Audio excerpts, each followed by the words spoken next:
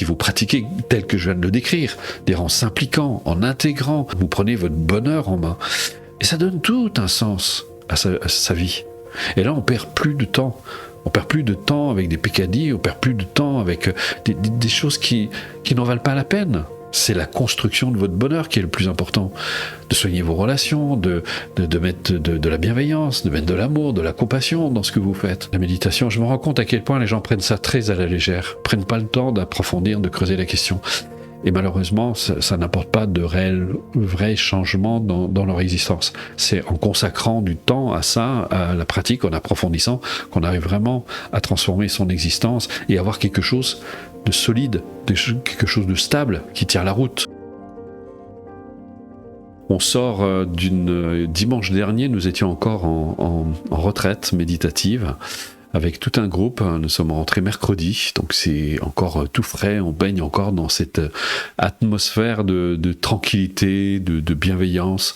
Je réalise à quel point c'est extraordinaire de voir comment des personnes qui se regroupent comme ça arrivent à dégager une telle énergie de bienveillance. Puis on voit vraiment la croissance du début à la fin, quand les personnes arrivent avec... on se regarde peut-être parfois un peu suspicieux, se demande non, c'est qui, qu'est-ce qu'on fait là, le temps de se familiariser aussi, puis se détendre, et de voir comment à la fin, d'ailleurs, chaque fois les personnes sont tous très surprises de voir que des personnes qui ne connaissaient pas il y a 2-3 jours étaient capables de les prendre dans les bras avec un authentique vraiment partage d'amitié, de fraternité, de sororité.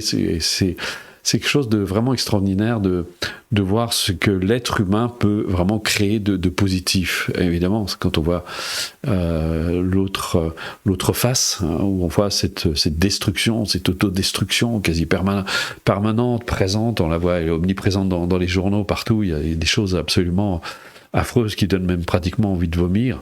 Et quand je vois ce que l'être humain est capable de créer de positif, je me dis, mais mon Dieu, si les gens avaient vraiment conscience de cela et le mettaient en application. Et c'est vraiment tout le problème, parce que je vois, malgré, on sait très bien, parce que les personnes qui viennent nous voir, et c'est un fait, puisque c'est valable dans pratiquement toute formation.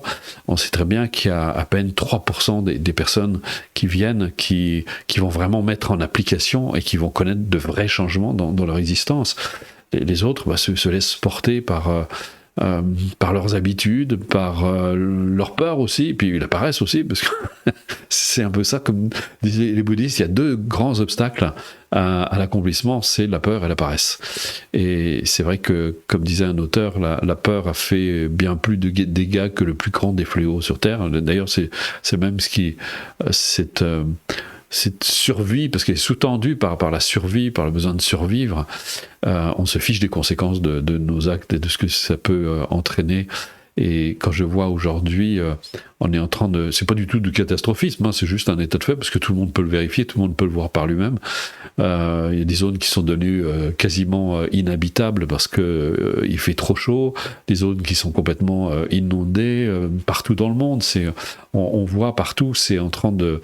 la catastrophe écologique est là, elle arrive aussi à nos portes, et nous serons à un moment ou à un autre impactés, même si on a l'impression d'être protégés, parce que ça c'est dû à notre activité humaine, à nos choix de consommation, à nos choix de vie, et puis surtout à ce refus de voir. Donc nous on essaie, on fait notre colibri, comme disait Rabbi, on met notre petite goutte d'eau dans l'océan, et en espérant que cette goutte d'eau, il y en aura beaucoup plus encore, et que les personnes vont comprendre que tant qu'ils ne continuent à penser, à agir, à s'exprimer comme ils l'ont toujours fait, mais ils ne pourront pas espérer avoir des résultats différents de ceux qu'ils ont obtenus jusqu'à aujourd'hui. Toute la difficulté dans ce genre de démarche, et cela dit c'est vrai aussi dans d'autres démarches, mais c'est vraiment la phase d'intégration, parce que comprendre, c'est une chose, les gens comprennent, et d'ailleurs ils comprennent tout. Ils sont, comme disait Dikung Khetse Rinpoche, qui était considéré comme la réincarnation, véritablement la réincarnation du Bouddha au Tibet, et un maître était allé le voir, puis il lui a dit, qu'est-ce que tu penses des Occidentaux? Mais les Occidentaux sont très intelligents. Ils écoutent, ils trouvent ça passionnant, ils disent, ah oui, c'est fantastique, tout ce que vous dites, c'est vraiment intéressant, et puis c'est tout. Et il s'arrête là. C'est-à-dire qu'il n'y a pas il n'y a pas d'intégration, il n'y a pas d'application. Pour ça, et c'est un point qui est vraiment important à comprendre dans la méditation, parce qu'aujourd'hui, la méditation, il faut reconnaître, c'est un supermarché aujourd'hui. En Occident, c'est un vrai supermarché. Il y a un petit peu de tout, il y a un petit peu de n'importe quoi. Mais il n'y a pas d'approfondissement. Et comme disait un Tibétain que j'avais fréquenté, il disait, mais vous n'approfondissez pas ce que vous avez. Donc les gens, ils butinent, ils consomment, ils vont voir un coach, ils vont faire un peu de développement personnel, ils vont faire le touriste. Alors je suis sûr qu'il y en a qui vont réagir à ce que je suis en train de dire, mais pourtant c'est la vérité. C'est bien ainsi que ça se passe. Mais les gens n'approfondissent pas. Et donc ils restent, on reste dans la séduction intellectuelle. C'est-à-dire on est séduit, ou dans la séduction de l'expérience aussi, parce que on est séduit, on vit des expériences, les gens ils aiment bien les expériences, donc ils vivent plein d'émotions, ils vivent plein de choses, etc. Mais après, quand ils reprennent leur vie, c'est exactement la même chose. Donc c'est vrai qu'aujourd'hui on est dans une espèce de supermarché où les gens butinent, en fait ils butinent. Je vais dans le pré, moi je vois les abeilles qui butinent, ça me fait penser un peu aux personnes comme ça qui viennent dans la méditation. Et c'était un sage qui disait, un indien qui disait, en fait il y a plusieurs couches. Il y a d'abord les touristes spirituels qui viennent voir, ils visitent, comme ils viennent visiter les monuments, ils regardent, ils s'intéressent, ils trouvent ça bon, et puis ils s'en vont, puis on les revoit plus, puis ils vont ailleurs, ou alors ils laissent tomber.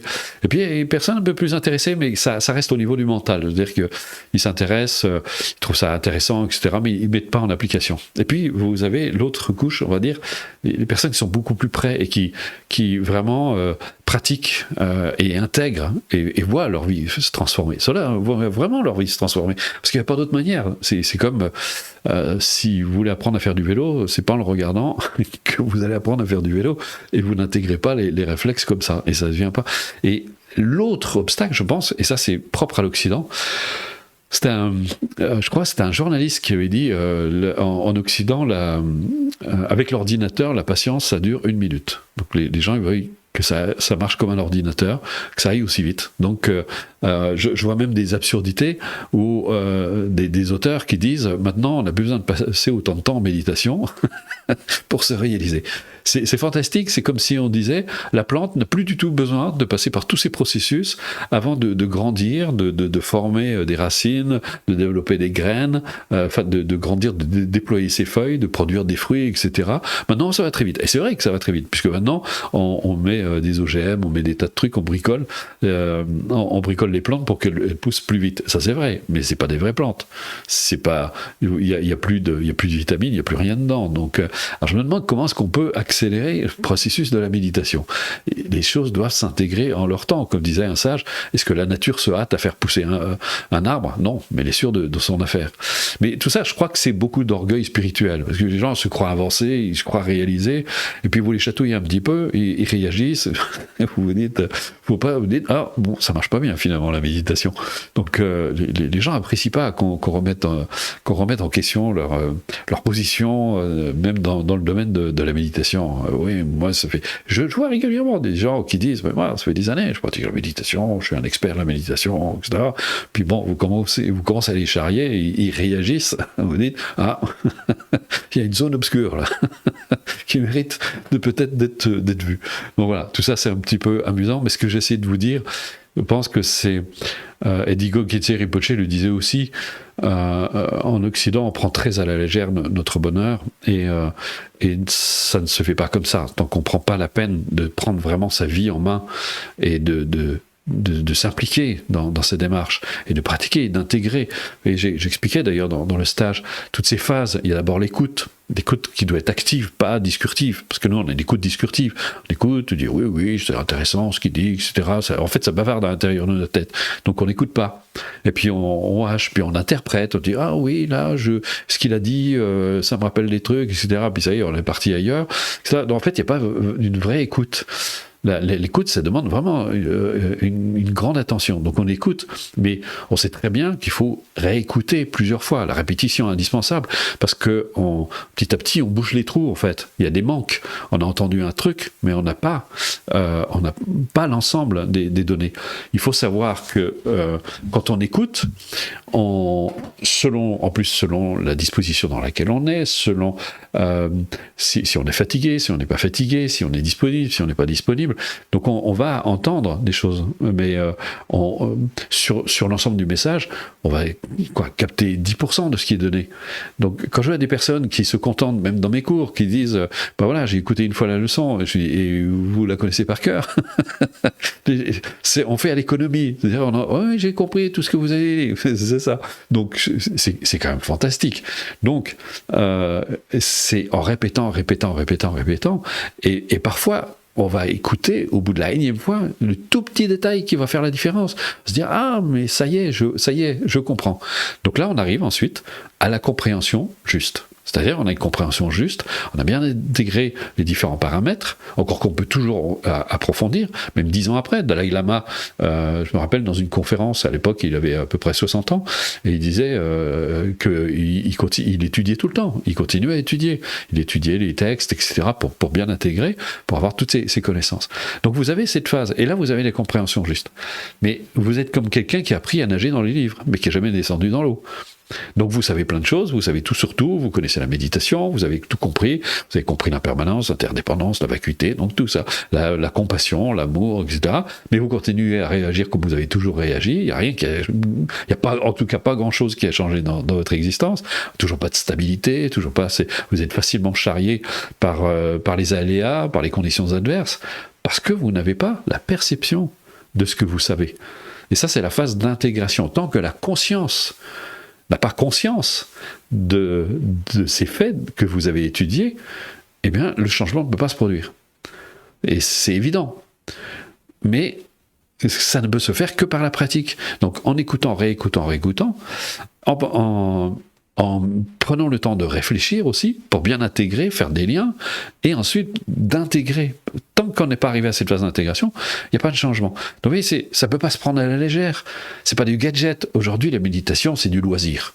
De manière générale, c'est juste du loisir. Moi, j'entends les gens qui me disent « Oui, moi, je fais du MBSR, je fais de la pleine conscience, je fais des tas de trucs comme ça. » Il y a une espèce de fierté, d'orgueil. On a l'impression que c'est un peu rigolo. Ça manque un petit peu d'humilité, tout ça. Et puis, voilà, puis c'est un peu fourre-tout. Et je trouve dommage parce qu'il y a les fondamentaux dont on ne peut pas se priver, qui sont l'essence même de l'enseignement de la méditation depuis la nuit des temps. La compréhension de la nature des phénomènes, donc la permanence, l'interdépendance, la vacuité, l'amour, la compassion. Les gens ont juste une compréhension comme ça, très sommaire de la compassion. Donc ils ne peuvent pas l'appliquer correctement. Et je vois même des personnes qui viennent depuis plusieurs années dans mes stages, et ils sont toujours coincés dans des réactions affectives, parce qu'ils n'ont pas intégré ce qu'est réellement l'amour et la compassion. Oui, c'est vraiment important, l'intégration. Mais ça ne peut se faire qu'en devenant un étudiant.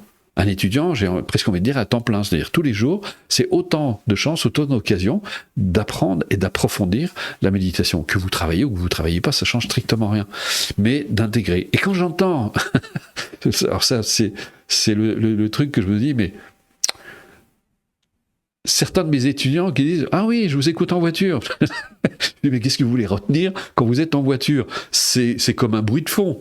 Vous ne pouvez pas entendre les éléments de ce qui est transmis. C'est absolument impossible. Comment vous voulez intégrer ? Il faut s'isoler, se mettre au calme, prendre le temps d'écouter. Mais c'est vrai c'est la culture multitâche. On fait plein de choses ensemble, en même temps. Et comme disait, là aussi, encore une fois, un sage, c'est la meilleure façon de fragmenter sa personnalité.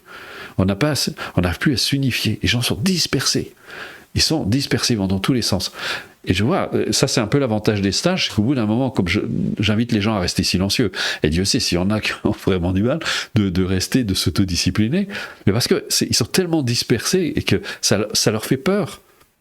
Alors, on est un peuple angoissé. Sinon, on serait un peuple paisible. Vous trouvez qu'on est un peuple paisible, vous ? Moi, je trouve pas, hein, personnellement. C'est même à la campagne, c'est énorme. Alors, donc, on n'est pas un peuple paisible. On est un peuple agité, on est survolté, on s'arrête pas. Les gens ne parviennent pas à se détendre. Et qu'est-ce qu'on fait pour se détendre ? On consomme des médocs, on consomme des tranquillisants, on consomme des antidépresseurs, parce qu'on est tellement coupé de la nature qu'on ne sait pas quand est-ce qu'il faut se reposer, quand est-ce qu'il convient de s'arrêter, donc on ne se respecte pas du tout. Donc, et pourquoi on prend des médocs? Pour tenir le coup, pour continuer à travailler, pour continuer à s'épuiser, puis jusqu'au jour où on est complètement sur le flanc et se dit, c'est peut-être que j'ai pas pris le bon chemin, mais je suis tellement esquinté pour rechanger maintenant, et bien c'est très difficile. Et ça, c'est notre société. Je vois aujourd'hui tellement de gens sont obligés de prendre des artifices pour pouvoir avoir un semblant de vie, et je me dis, mais est-ce que c'est ça vivre? Je méditais ce matin. Alors, c'est un truc que les gens n'aiment pas en Occident. Je méditais sur la mort. Et je me disais, c'est fantastique parce que je me suis fait essayer d'imaginer ça. Essayez d'imaginer, vous prenez une vie en accéléré. La personne naît, donc la naissance, vous voyez le petit bébé qui sort du ventre, et puis ensuite l'enfance, il devient enfant, ensuite il va vers l'adolescence, ensuite ça devient un jeune adulte, ensuite ça devient un adulte, ensuite ça devient un adulte vieillissant, les muscles commencent à fondre, la peau se flétrit, et puis on imagine, on arrive 80, 90 ans, on a du mal à se traîner, etc. Et puis la mort. Et vous passez ça en accéléré. Ça, c'est une vie. C'est ce qui faisait dire à, comment il s'appelle, Bouddha. Vous savez, dans le bouddhisme, il claque souvent des doigts. C'est pour rappeler l'impermanence. Dit, c'est une vie, c'est aussi éphémère qu'un éclair dans le ciel. Et quand vous prenez conscience de ça, vous dites, mais c'est rien du tout. Ça va très vite. Ça va très vite. Et qu'est-ce que font, en plus, comme ça va très vite, qu'est-ce que font les gens entre leur naissance et leur mort? Et finalement, pas grand-chose. Ils sont dans un mode survie. On se dépêche de faire des études, on fait plein d'études, on s'achète une maison, on s'achète une voiture, on fait des gamins, etc. Après, on divorce souvent, on va dire, dans 80% des cas, ou alors on reste et on s'emmerde ensemble. Enfin bon, bref, et tout ça, pour arriver, et on voit cette accélération. Moi, personnellement, à une époque, quand j'étais jeune, ça m'a foutu les boules. Je me suis dit, mais mon Dieu, mais c'est ça la vie. Non, ça peut pas être ça la vie. Et ce qui est extraordinaire, c'est que la méditation, si vous pratiquez tel que je viens de le décrire, en s'impliquant, en intégrant, en prenant, parce que vous prenez votre vie en main. En fait, c'est même mieux que ça, vous prenez votre bonheur en main. Et ça donne tout un sens à sa vie. Et là, on perd plus de temps. On perd plus de temps avec des pécadilles, on perd plus de temps avec des choses qui n'en valent pas la peine. C'est la construction de votre bonheur qui est le plus important. De soigner vos relations, de mettre de la bienveillance, de mettre de l'amour, de la compassion dans ce que vous faites. Sinon, à quoi bon? Avoir plein d'argent. C'est moi, à une époque, j'avais plein d'argent. Je me disais, mais je suis né pauvre, je suis resté très longtemps pauvre. Et puis, à un moment de mon existence, j'ai fréquenté des gens très riches, j'ai appris, et je suis devenu, on va dire, relativement riche. Je ne suis pas devenu très riche, je suis devenu relativement riche. Ça a duré quelques années, parce que je me disais, mais en fait, il faut constamment faire que ça. Donc je me suis dit, mais c'est pas ça que je veux faire. Moi, je veux être heureux. C'est mon but dans la vie. J'ai envie d'être heureux. Et je constatais que les hommes riches, pourtant qui ont les moyens de se payer tout ce qu'ils veulent, sont pas plus, je dirais même moins heureux que la majorité d'entre nous. Beaucoup de problèmes, beaucoup d'anxiété, beaucoup de... enfin bon, bref. Et je me suis dit, il y a un truc, où est le bonheur? Dans le faire, dans l'avoir? Mais bien sûr que non. Ou alors on est dans des idées, dans des espèces d'idées philosophiques, dans des idées spirituelles. Les gens, d'ailleurs, je vois souvent les gens qui viennent en stage, ils viennent avec plein d'idées philosophiques. Mais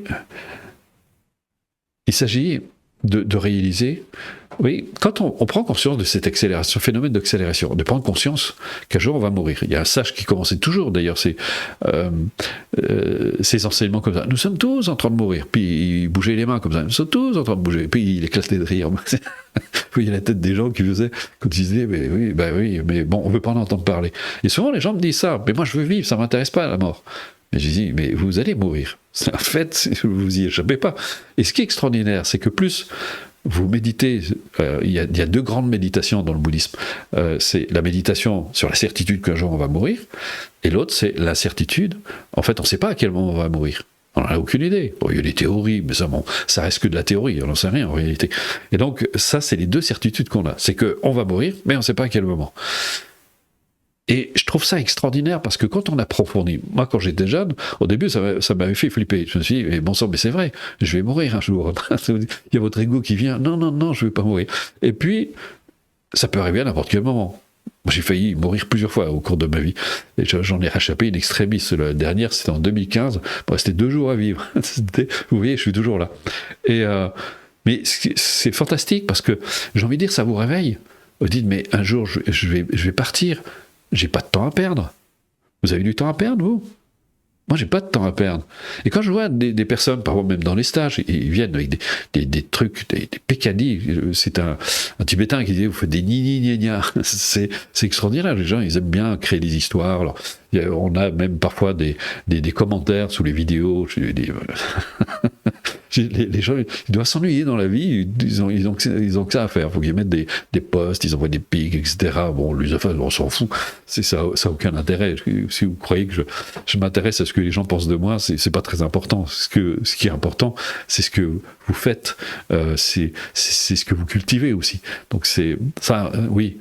Mais oui, quand on a conscience de sa mortalité, c'est quelque chose d'extraordinaire parce que si les gens avaient conscience de leur mortalité, mais ils feraient plus ce qu'ils font aujourd'hui. On n'aurait pas cette attitude destructrice. On se dirait, mais attends, j'ai juste un espace. J'arrive dans le monde et je vais bientôt repartir. Et qu'est-ce que je vais mettre ? Qu'est-ce que je vais y mettre dans cette vie ? Pour ça, quand je démarre un stage, je dis toujours aux gens, attendez, ne me regardez pas. C'est vous que vous devez regarder. Qu'est-ce que vous allez mettre dans ce stage pour qu'il soit satisfaisant pour vous ? Est-ce que vous allez mettre des plaintes ? Est-ce que vous allez vous dire, ouais, il n'y a pas ci, ouais, il n'y a pas ça, etc. Ou est-ce que vous allez vous impliquer, mettre de la bienveillance, mettre de l'entraide, mettre du soutien, etc. Et vous verrez ce que vous allez récolter. C'est ce que vous mettez dans votre vie et qui fait que, c'est pas moi qui l'ai dit, hein, c'est millénaire, on récolte ce que l'on sème. Et alors souvent c'est vrai qu'on dit mais c'est de la faute aux autres, c'est de la faute à mes parents, ils m'ont pas éduqué comme il fallait, c'est de la faute à ce pervers narcissique parce qu'il est pas, etc. Mais comment se fait-il que vous vous retrouviez dans ce genre de situation ? C'est ça la question que vous devez poser. Où est le manque d'amour envers vous-même qui fait que vous vous retrouvez dans ce genre de situation ? Une personne heureuse, une personne qui s'aime, se retrouve pas aux prises avec ce genre de situation. Alors, il y a toujours des personnes qui disent « oui, mais l'enfant, etc. » Alors, je ne suis pas entré parce qu'on n'a pas trop le temps pour ça, mais dans un débat philosophique sur ce sujet. Mais ce que vous devez comprendre, d'ailleurs, c'est assez simple à comprendre, tout ce qui vous arrive maintenant, vous reconnaissez tous volontiers que cela a été précédé par un grand nombre de causes et de conditions. C'est pour ça que Bouddha disait ce que vous vivez aujourd'hui dépend de ce que vous avez fait hier, et demain dépend de ce que vous faites aujourd'hui. D'où l'intérêt de s'inquiéter pour demain, ça ne sert à rien.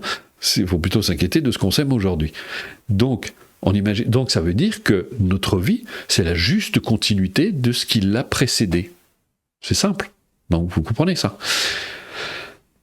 Une naissance, c'est l'aboutissement, c'est la suite logique de tout ce qui l'a précédé avant. Ah oui, vous êtes en train de vous dire, il est en train de nous amener vers la réincarnation. Je vous emmène vers rien du tout. Je vous emmène vers une logique, vers la logique, quelque chose qui est irréfutable.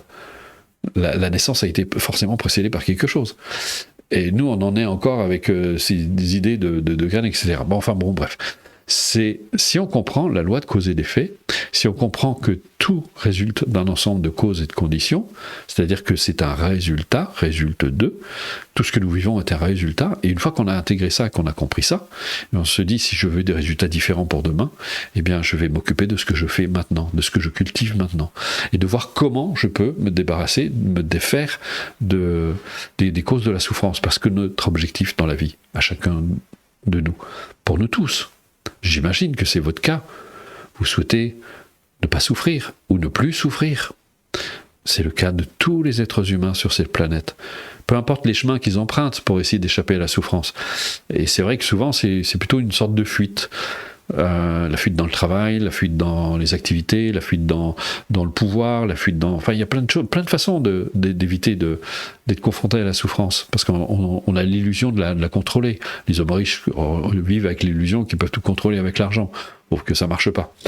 Et donc, une fois qu'on a compris ça, c'est de se dire, mais comment, d'abord, quelles sont les vraies causes de la souffrance ? Quelles sont les vraies causes de la souffrance ?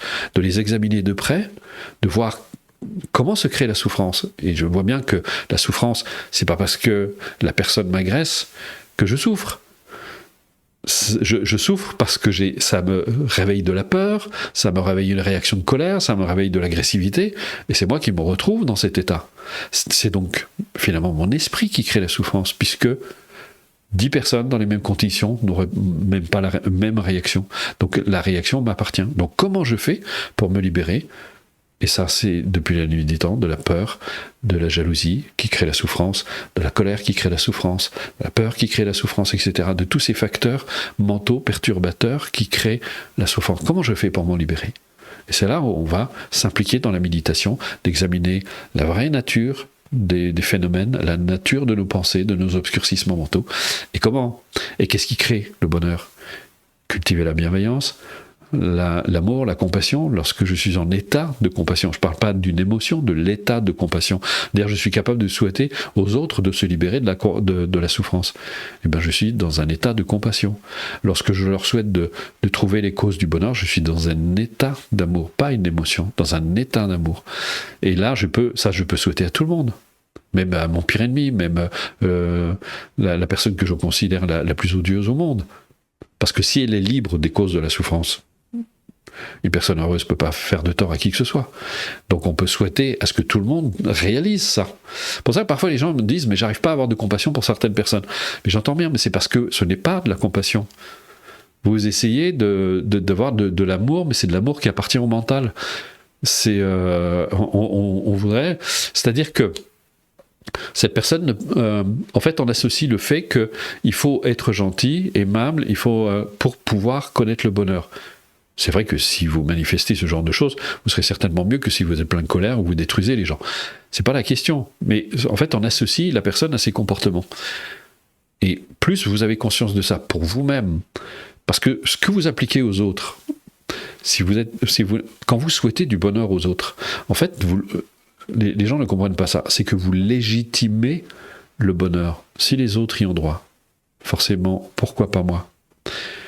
Si dans telle situation, une personne, je peux lui souhaiter d'être heureuse, je lui souhaite de se libérer des causes de la souffrance, ça veut dire que quiconque, quel qu'il soit, quoi qu'il ait pu commettre dans son existence, peut se libérer de ces obscurcissements mentaux.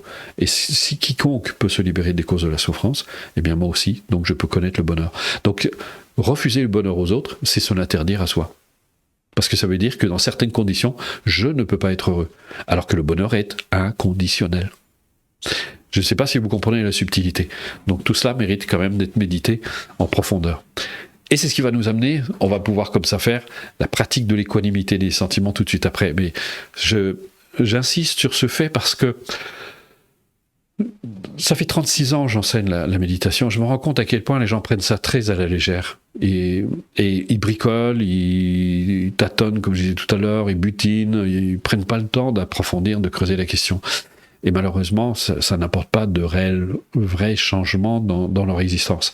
Donc c'est vraiment, et là, tous les sages et tous ceux que j'ai pu rencontrer le disent sont unanimes, c'est en consacrant du temps à ça, à la pratique, en approfondissant, qu'on arrive vraiment à transformer son existence et avoir quelque chose de solide, quelque chose de stable, qui tient la route.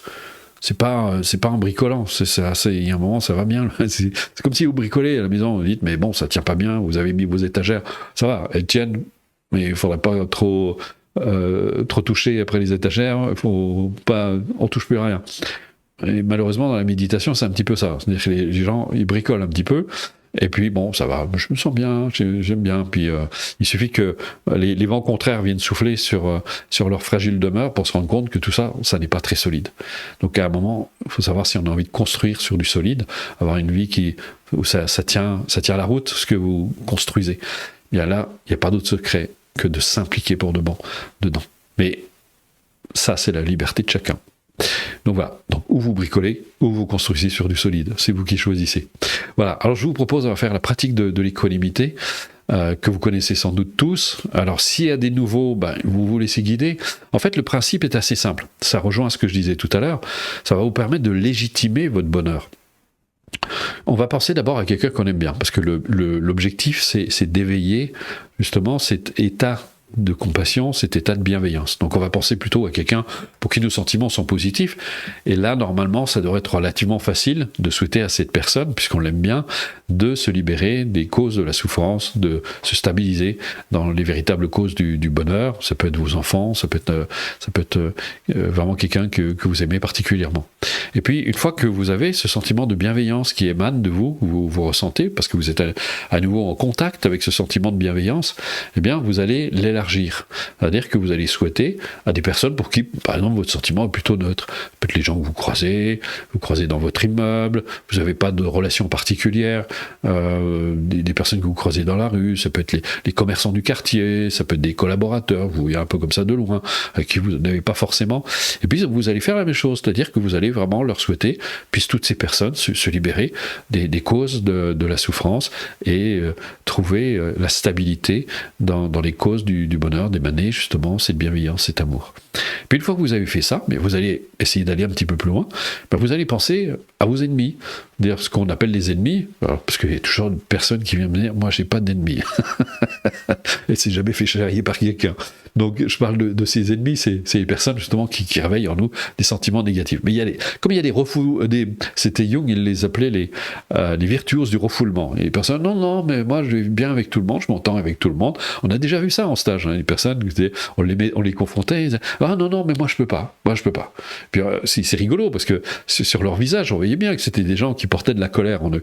Et non, mais moi j'aime tout le monde. Je dis, oui, bien sûr, c'est ça, les gens nous jouent un air de violon, c'est quand même fantastique. C'est important d'être honnête aussi envers soi-même. Et c'est pas ça justement la compassion, c'est pas se raconter des histoires. Il y a bien des personnes, ça peut être des ex, ça peut être des collaborateurs qu'on supporte pas, ça peut être des personnes qui nous mettent les nerfs à vif, ou enfin bon bref. Donc on va penser à eux, mais en ayant cette honnêteté envers soi-même, en reconnaissant bien sûr avec ces personnes, je ressens des sentiments, j'ai des sentiments négatifs, j'éprouve des sentiments négatifs qu'on va momentanément mettre de côté. Mais ces personnes, indépendamment du sentiment que moi j'éprouve à leur égard, elles ont droit de réaliser les causes, de se libérer des causes de la souffrance. Elles ont tout à fait le droit de réaliser, d'accomplir les causes du bonheur. Donc puissent-elles, indépendamment du sentiment que j'éprouve à leur égard, puissent-elles trouver, se libérer de leurs propres obscurcissements mentaux, et puissent-elles réaliser les causes du bonheur. Vous voyez, c'est simple. Et ça, c'est puissant ce que vous faites là.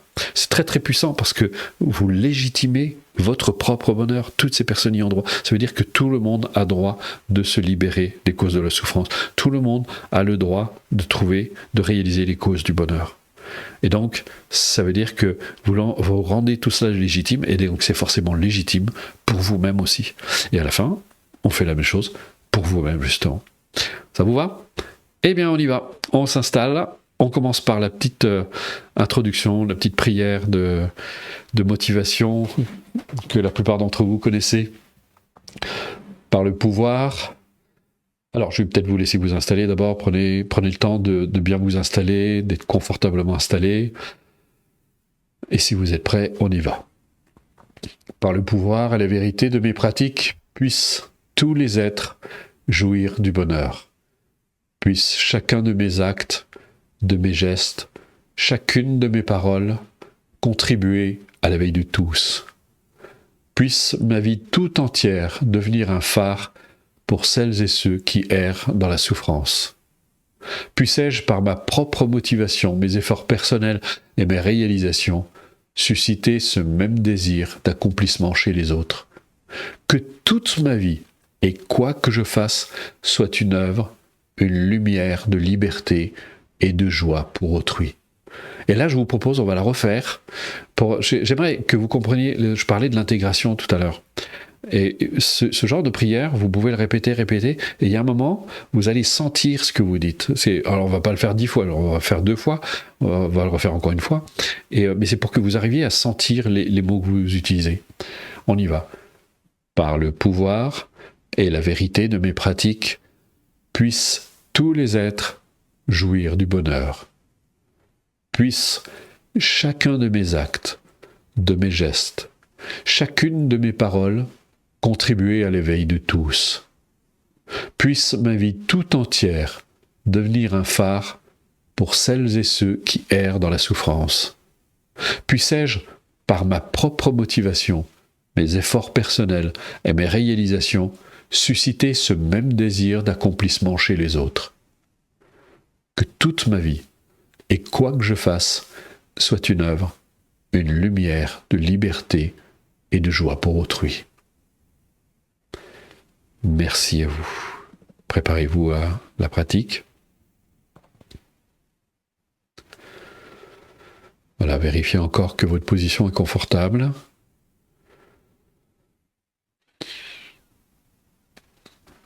Ramenez toute l'attention sur vous. Prenez conscience de l'espace qu'occupe votre corps là où vous êtes.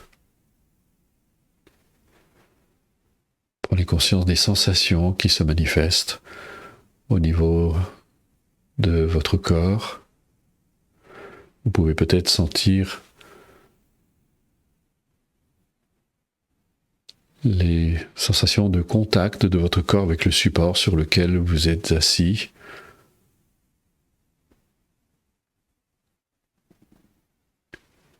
Et vous pouvez aussi essayer d'imaginer tous les échanges extraordinaires qui se produisent au moment où je vous parle au niveau de votre organisme, ces milliards d'échanges qui se produisent en une fraction de seconde pour maintenir votre équilibre et votre santé, une santé malheureusement souvent perturbée par nos stress, par nos modes de vie, notre alimentation, nos consommations aussi, tout ce que nous faisons absorber à notre corps et qui vient gréver sa santé. Ayez un moment, une pensée de respect à l'égard de votre corps. Et accueillez cette intelligence extraordinaire que représente votre corps. Même si parfois vous pouvez ressentir de la souffrance, ayez conscience que c'est votre corps qui vous informe d'un déséquilibre et non pour vous perturber.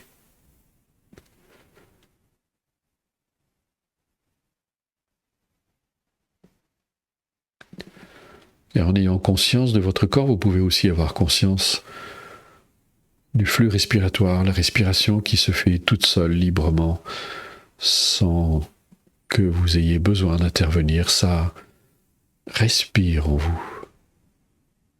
Votre corps respire librement. Et je vous laisse quelques instants en silence sur l'observation de votre souffle.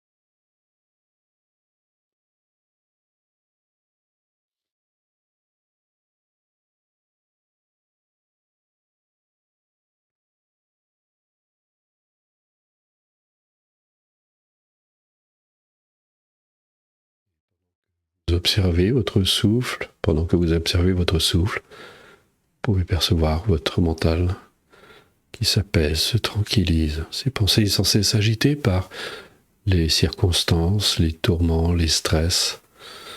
On peut trouver ici un rythme plus naturel, plus paisible. Les pensées apparaissent, disparaissent sans que vous les reteniez. Elles traversent simplement votre champ de conscience et vous les laissez être. Et là aussi, je vous laisse quelques instants en silence.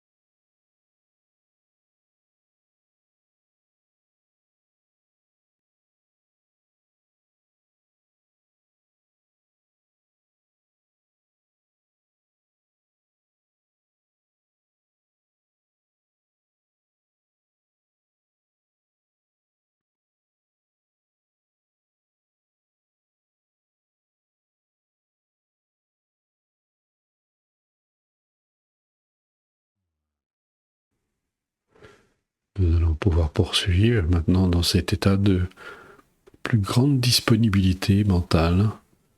Vous allez pouvoir accueillir une personne que vous aimez bien. Si vous avez du mal, vous pouvez penser à un petit enfant, sa joie de vivre.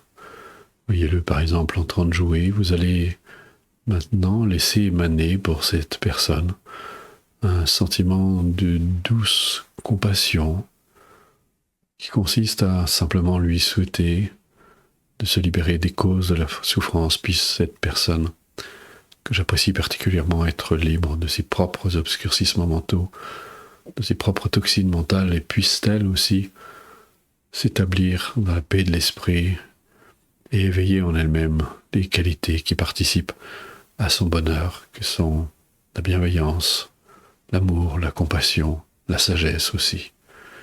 Et là aussi, je vous laisse quelques instants en silence sur le rappel de cette personne envers qui vous émanez cette bienveillance.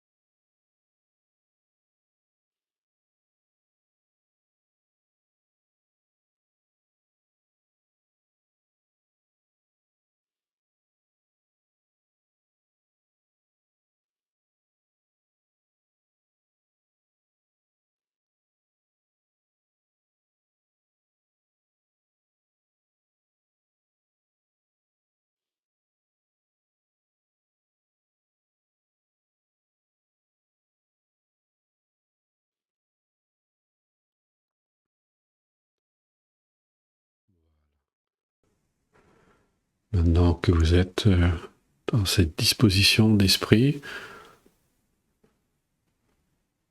maintenant que vous émanez cette bienveillance, cet amour, cette compassion, vous êtes en contact avec ce sentiment qui vous appartient, avec cet état qui vous appartient, vous allez pouvoir étendre, élargir le spectre de votre bienveillance en pensant à toutes les personnes pour qui votre sentiment est plutôt neutre et que vous croisez au quotidien, les personnes de votre immeuble, si vous habitez dans un immeuble, vos voisins, que vous voyez peut-être de loin sans vraiment les connaître, les commerçants du quartier, les gens que vous croisez au marché par exemple, toutes les personnes, vos collaborateurs peut-être aussi, que vous voyez parfois un peu de loin sans avoir de réel contact, de réels échanges avec eux. Et vous allez pouvoir maintenant manifester à leur endroit cette même compassion, cet même amour, dans le sens où vous allez souhaiter que toutes ces personnes puissent elles aussi être libres de ce qui crée la souffrance en eux, de tous ces facteurs perturbateurs de l'esprit, que sont toutes nos émotions destructrices qui nous empêchent de trouver un bonheur durable et une paix stable. Et également, je leur souhaite de pouvoir s'établir dans cette bienveillance, cet amour et cette compassion pour trouver un bonheur durable. Faites-le avec la même sincérité que vous l'avez fait pour cette personne que vous avez amenée tout à l'heure dans votre champ de conscience. Et je vous laisse là aussi quelques instants en silence pour procéder.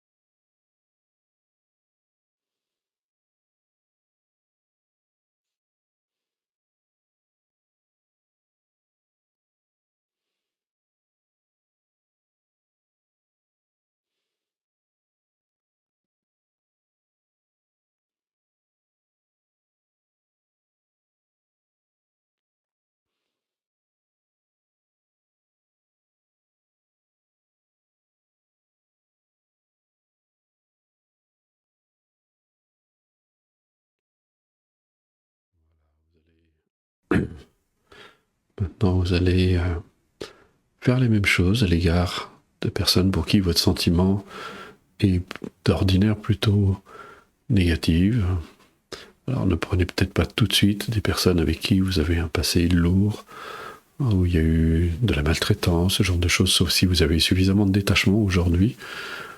Pensez à des personnes pour qui votre sentiment est plutôt négatif, mais ce sentiment, vous pouvez aisément l'accepter et vous allez laisser émaner de vous cette même compassion, cette même bienveillance à leur égard, en leur souhaitant, elles aussi, de se libérer des causes de la souffrance, d'être enfin libres de ces facteurs perturbateurs de l'esprit, et également de trouver la paix, la sérénité, la stabilité, en ayant davantage conscience de ces qualités qu'elles portent en elles, que sont l'amour, la compassion, la sagesse, puissent-elles éveiller en elles-mêmes ces facteurs qui participent à leur bonheur. Je vous laisse là aussi quelques instants en silence pour procéder.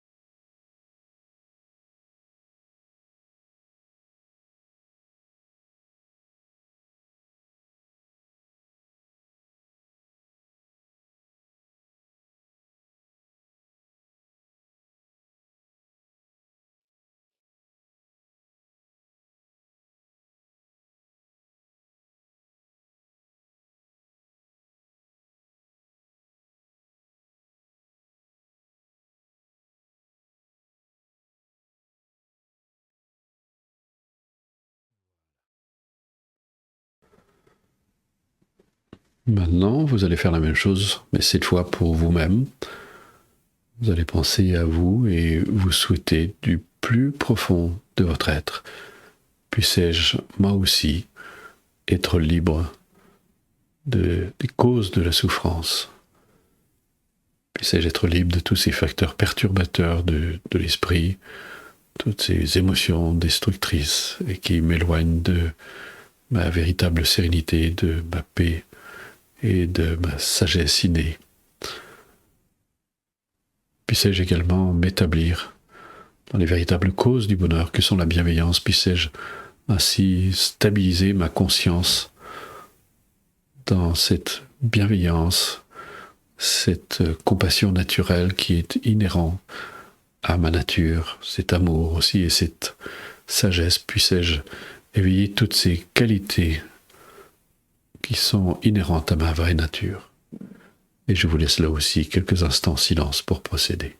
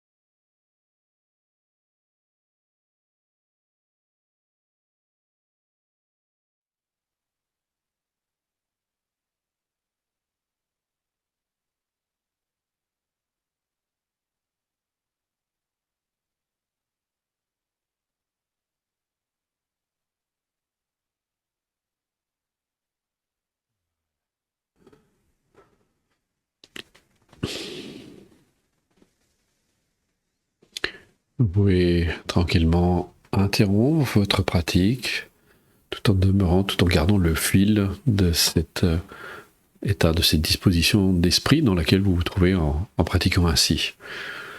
Voilà, vous pouvez réaliser à quel point cet exercice est extraordinaire, puisqu'il vous permet de donner de la légitimité au bonheur, à votre bonheur, comme à celui des autres.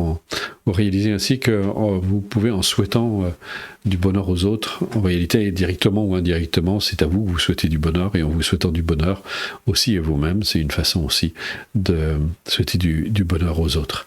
Et puis encore, je le rappelle, qui mieux qu'une personne heureuse peut apporter du bonheur autour d'elle. Voilà, je voudrais encore une fois remercier toutes celles et ceux qui viennent régulièrement à ces méditations collectives, toutes celles et ceux aussi qui le regardent en replay. Merci de participer à cette magnifique aventure et de répandre autour de vous cette bienveillance, cet amour, cette compassion que vous pouvez cultiver ici à travers toutes ces pratiques qui vous sont données. Merci encore aussi évidemment pour tous vos dons, parce qu'ils nous soutiennent dans nos activités, dans les projets que nous avons. C'est vraiment merci encore une fois du fond du cœur. Merci pour les dons que vous avez fait aussi à Nathalie pour son soutien dans son activité pour aider les animaux. Vous avez un lien d'ailleurs si vous êtes sur la page, si vous voulez encore la soutenir, vous pouvez même obtenir ces recettes, puisque comme vous le savez, Nathalie est très investie dans la cause animale à travers sa cuisine végane. Elle en fait profiter à tout le monde dans ses stages. Les gens découvrent à quel point ces recettes sont très riches, très hautes en couleurs, et que ça aide facilement à se passer de viande, parce qu'ils sont très équilibrés aussi. En tout cas, comment dire, j'aime pas le mot combat, parce que c'est pas un combat, mais en tout cas, voilà, c'est ce qui la motive, c'est ce qui lui donne des ailes dans tout ce qu'elle entreprend. Donc je tiens à vous remercier, parce que vous avez été nombreux déjà à lui faire des dons pour la soutenir dans son activité. Donc si vous êtes sur YouTube ou Facebook, vous tapez mcbruno.fr, vous atterrissez directement sur la page et vous verrez les différents boutons qui vous sont mentionnés. Voilà, merci du fond du cœur en tout cas d'être venu. Merci infiniment de participer et de répandre cette bienveillance autour de vous. Je sais que c'est pas toujours facile, parce qu'il y a des personnes qui s'entendent pour arriver à ce qu'on les déteste, mais je dirais que ces personnes, en fait, c'est peut-être celles qui en ont le plus besoin d'être aimées, mais parfois la barre est très haute, donc ça demande du temps et de la pratique. Voilà, merci du fond du cœur et passez un excellent dimanche, à bientôt, au revoir.